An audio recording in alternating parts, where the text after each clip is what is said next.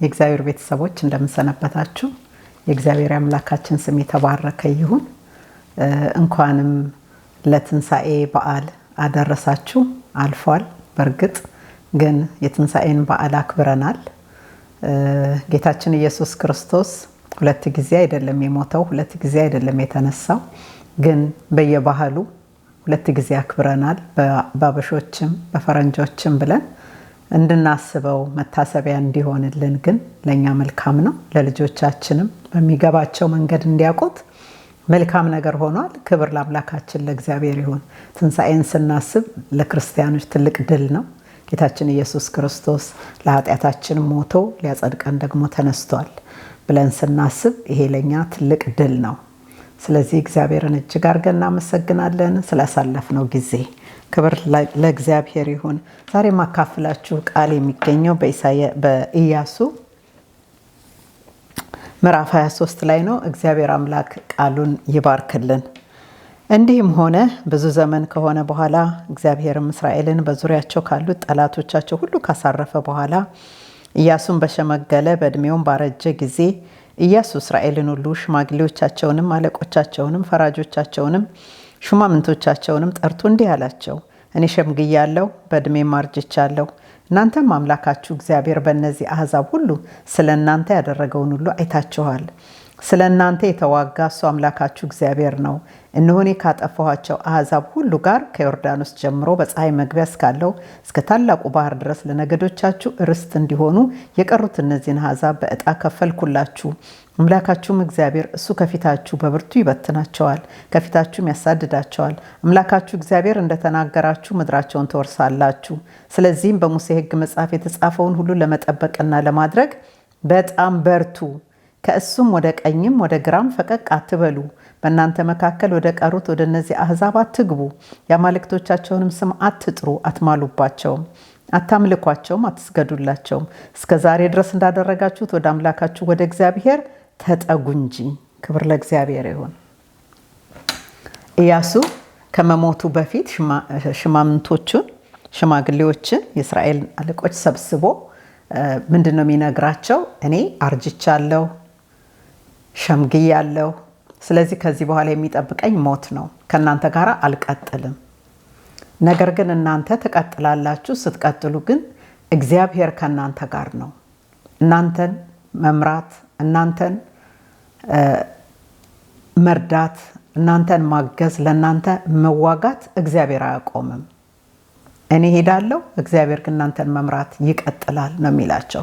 ግን በእነዚህ ጊዜ በምትሄዱባቸው አሕዛቦች መካከል ስትገቡ፣ በእነዚህ አሕዛቦች መካከል ስትገኙ እነሱ የራሳቸው አማልክቶች አሏቸው፣ የራሳቸው አምላክ አላቸው፣ የራሳቸው ጣዖቶች አሏቸው።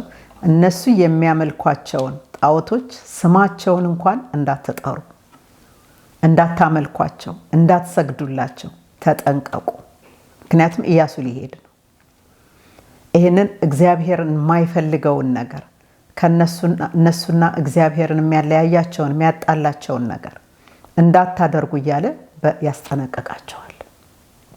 እግዚአብሔር ነው እየተዋጋላችሁ እስካሁን ይላቸዋል። በእነዚህ ባለፉት ዘመናት ሁሉ እኔ በፊታችሁ ስወጣ ስገባ እኔ ብዋጋም ግን የረዳኝ እግዚአብሔር፣ የተዋጋላችሁ እግዚአብሔር ነው። አንድ ሰው 1000 ያሳድዳል። እንዴት ነው አንድ ሰው 1000 ሊያሳድድ የሚችለው? እግዚአብሔር ካልተዋጋለት በስተቀር። ስለዚህ እግዚአብሔር ነው እየተዋጋላችሁ። ይህንን እያስታወሳችሁ ይህንን እግዚአብሔር እንዳትበድሉ ተጠንቀቁ። በሙሴ መጽሐፍ የተጻፈውን ሕግ ለመጠበቅ ትጉ። ወደ ቀኝም ወደ ግራም አትበሉ። ከዚህ መጽሐፍ ሕግ አትውጡ። በፍጹም በእነዚህ አማልክቶቻቸው እንዳትታለሉ እያለ የጠበቀ ነገር ይናገራቸዋል። ቁጥር 9 ላይ እግዚአብሔር ታላላቆችንና ኃይለኞችን አሕዛብ ከፊታችሁ አስወጥቷል፣ እስከ ዛሬም ድረስ ማንም ሊቋቋማችሁ አልቻለም ይላል። ማንም ያልተቋቋማችሁ እግዚአብሔር ከእናንተ ጋር ስለሆነ ነው። እግዚአብሔር ከፊታችሁ ስላባረራቸው ነው። ማንም ሊቋቋማችሁ አልቻለም። አምላካችሁ እግዚአብሔር እንደተናገራችሁ ስለ እናንተ የሚዋጋ እሱ ነውና ከእናንተ አንዱ ሰው 1000 ሰውን ያሳድዳል። አምላካችሁን እግዚአብሔርን ትወዱት ዘንድ ለራሳችሁ እጅግ ተጠንቀቁ ይላቸዋል። አምላካችሁን እግዚአብሔርን ትወዱት ዘንድ ለራሳችሁ እጅግ ተጠንቀቁ። እሱ ይወዳችኋል፣ ጥያቄ የለውም። እየረዳችሁ ነው፣ እየተዋጋላችሁ ነው፣ እየመራችሁ ነው። እናንተ ግን ትወዱት ዘንድ እጅግ ተጠንቀቁ። ምክንያቱም ከወደዱት ምን ይሆናል? ትእዛዙን ይጠብቃሉ። ከወደዱት እሱን ብቻ ያመልካሉ። ከወደዱት ይፈሩታል። ከወደዱት ያከብሩታል። ከወደዱት ይታዘዙታል። ስለዚህ ነገሩ ያለው እግዚአብሔርን መውደዱ ላይ ነው። ትወዱት ዘንድ እጅግ ተጠንቀቁ ይላቸዋል።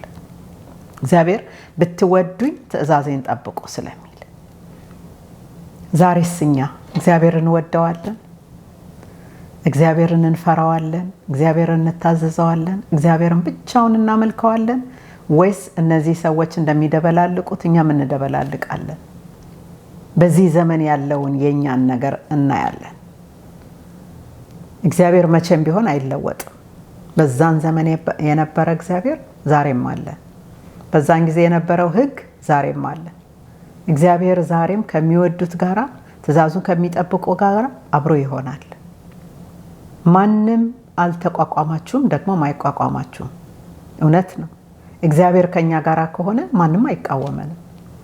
ጠላቶቻችን ስጋና ደም አይደለም። የዚህ ዓለም ገዢ መናፍስቶች በጨለማ ያሉ እነሱ ናቸው ኃይላት፣ ስልጣናት የሚባሉት። ግን እነሱ በፍጹም በእኛ ፊት መቆም አይችሉም እግዚአብሔር ከኛ ጋራ ሲሆን። እግዚአብሔር ግን ከኛ ጋራ የሚሆነው እንዴት ነው? ስንወደው፣ ስናከብረው፣ ስንታዘዘው፣ ፈቃዱን ስናደርግ፣ ስንፈራው፣ እሱም ብቻ ስናመልከው። ምክንያቱም እግዚአብሔር እኔ ቀናተኛ አምላክ ነኝ ይላል። ለምንድን ነው የሚቀናው? ስለሚወደን። ሰው የሚቀናው በሚወደው ነው። ለሱ ብቻ እንድንሆን ስለሚፈልግ የፈጠረን እሱ ስለሆነ፣ ፈጣሪያችን እሱ ስለሆነ ሌላውን ምንም ነገር ለሌላ እንዳንሰጥ። ክብር ለእግዚአብሔር ይሁን። ስለዚህ እግዚአብሔርን ስናመልከው የሙሴ መጽሐፍ የሙሴን ሕግ እንድትጠብቁ ይህንን ቃል እንድትጠብቁ እንድትታዘዙትም ብሎ ኢያሱ የሚያስጠነቅቃቸው ዛሬም እኛን ይህንን መጽሐፍ ይህን ቃል የእግዚአብሔርን ፈቃድና ሐሳብ ምን እንደሆነ ያለበትን ሚስጥሩ ያለበትን እግዚአብሔር ምን ይወዳል ምን ይጠላል ያለበትን ይህንን ቃል ስንታዘዘው ስንመረምረው እና እንደ ቃሉ ስንኖር የእግዚአብሔርን ፈቃድ እናደርጋለን፣ እንወደዋለን ማለት ነው፣ እንታዘዘዋለን ማለት ነው። ምሳሌ እንሆናለን ለትውልድ ማለት ነው። ስለዚህ እግዚአብሔር አምላክ ይርዳን። በዚህ ዘመን እግዚአብሔር እናመልካለን፣ አዎ እናመልካለን እንላለን፣ ግን ኃይሉን እንክዳለን። እግዚአብሔርን ያምልኮት መልክ አላቸው፣ ኃይሉን ግን ክደዋል የሚለው ቃል የተፈጸመበት ይሄ ጊዜ ደግሞ በጣም ያስፈራል። በመጨረሻው ዘመን ያለን እኛ በመጨረሻው ዘመን ላይ ያለን ሰዎች የምንሆነው ሁኔታና የምናደርገው ነገር ከነሱ የተሻለ አይደለም። በዛን ዘመን የነበረው ክፋት፣ በዛን ዘመን የነበረው ጣዖት ማምለክ፣ እግዚአብሔርን መበደል፣ እግዚአብሔርን ማሳዘን፣ ዛሬ ደግሞ በዚህ ዘመን ደግሞ በተለየ መልክ በተሻሻለ መልክ አለ። ስለዚህ እግዚአብሔርን ስናመልከው ዘመናዊነት አያስፈልገውም። እግዚአብሔር ሁል ጊዜ ያው ነው የሚመለከው፣ ሁል ጊዜ ብቻውን ነው የሚፈልገው መመለክ ብቻውን ነው፣ ሳንደበላልቅ እግዚአብሔር ብቻውን ሊመለክ ይፈልጋል። ልክ ኢያሱ ምዕራፍ 24 ላይ ምን አለ? ተስፋ ቆረጠ። ዛሬ የምታመልኩትን ምረጡ። ተደበላልቆ ማምለክ የለም። የምታመልኩትን ዛሬ ምረጡ፣ እኔና ቤቴ ግን እግዚአብሔርን እናመልካለን ያለበት ጊዜ ነው። እናንተ የምታመልኩትን ምረጡ፣ እኔና ቤቴ ግን እግዚአብሔርን እናመልካለን። ዛሬም ወገኖቼ እኔና ቤቴ ግን እግዚአብሔርን እናመልካለን ብለን በጣም የምንወግንበት ጊዜ ነው ከእግዚአብሔር ጋር። ነገር ሁሉ እየተደበላለቀ ስለሆነ ማጆሪቲ ያደረገውን አይደለም፣ ብዙ ሰው ያደረገውን አይደለም፣ ብዙ ሰው የሆነውን አይደለም መሆን ያለብን፣ እግዚአብሔር የሚፈልገውን። ብዙ ሰው የሄደበትን መንገድ አይደለም መሄድ ያለብን። ጌታችን ኢየሱስ ክርስቶስ እንዳለው በጠባቡ መንገድ ሂዱ፣ በሰፊው መንገድ አትሂዱ። ምክንያቱም ሰፊው መንገድ ብዙ ሰው ይሄድበታል፣ ሁሉም እንደፈለገ የሚሄድበት ነው። ጠባቡ መንገድ ግን በጥንቃቄ የሚሄድበት ነው። ብዙ ሰው ስላደረገው እኛም አናደርገው። ሁሉም ስለሆነ እኛም አንሆንም። ልንለይ ያስፈልጋል። እግዚአብሔርን የምትወዱ ለእግዚአብሔር መለየት ያስፈልጋችኋል። እግዚአብሔርን እንድትወዱት ተጠንቀቁ እንዳለ ለእኛም ዛሬ እግዚአብሔርን እንድትወዱት ተጠንቀቁ ነው የሚለን ቃሉ። ጌታም የሚመክረን ይህንን ነው ወገኖች። እግዚአብሔር አምላክ ይርዳን። እግዚአብሔርን እንድትወዱት ተጠንቀቁ። ስትወዱት ትታዘዙታላችሁ። ለራሴም ለእናንተም የምለው ይሄንን ነው። እግዚአብሔርን ወደዋለን፣ እሱን እናመልካለን፣ ለእሱ እንታዘዛለን፣ ለእሱ እንገዛለን፣ የሚለንን እናደርጋለን፣ የሚጠላውን እንጠላለን፣ ከሚወደው ጋር እንወግናለን። ከብዙሃኑ ጋር አይደለም እንወግነው፣ ከእግዚአብሔር ጋር እንወግናለን። ክብር ለአምላካችን ለእግዚአብሔር ይሁን። እግዚአብሔር ይረዳናል። ብቻችንን አይደለንም። መንፈስ ቅዱስ ከኛ ጋራ ነው፣ ይረዳናል። ለፈቃዱ ለመታዘዝ ፈቃዳችንን ከሰጠን እግዚአብሔር ደግሞ ይረዳናል። ስለዚህ ዛሬ የምታመልኩትን ምረጡ። እኔና ቤቴ ግን እግዚአብሔርን እናመልካለን። እግዚአብሔር ይባርካችሁ። የጌታ ጸጋ ይብዛላችሁ። ጸልያለሁ። እግዚአብሔር አምላካችንና መድኃኒታችን ሆይ እጅግ አድርጌ አመሰግንሃለሁ። ሁልጊዜ ስለምትመክረን፣ ሁልጊዜም ስለምትናገረን፣ በቃልህ እንድንኖር ደግሞ ጸጋህ እንዲያግዘን እለምናለሁ። ጌታ ሆይ እንወድሃለን። እንድንታዘዝህ ትእዛዝህን እንድንፈጽም ደግሞ እርዳን፣ አግዘን። ለእኔም ለሚሰሙኝም ሁሉ ጌታ ሆይ ጸጋ አብዛልን። ክብር ሁሉ ላንተ ይሁን በጌታ በኢየሱስ ክርስቶስ ስም አሜን። እግዚአብሔር አምላክ ይባርካችሁ ወገኖቼ። ላይክ እና ሼር ማድረግ አትርሱ። ጌታችን ኢየሱስ ክርስቶስ ተመልሶ ይመጣል።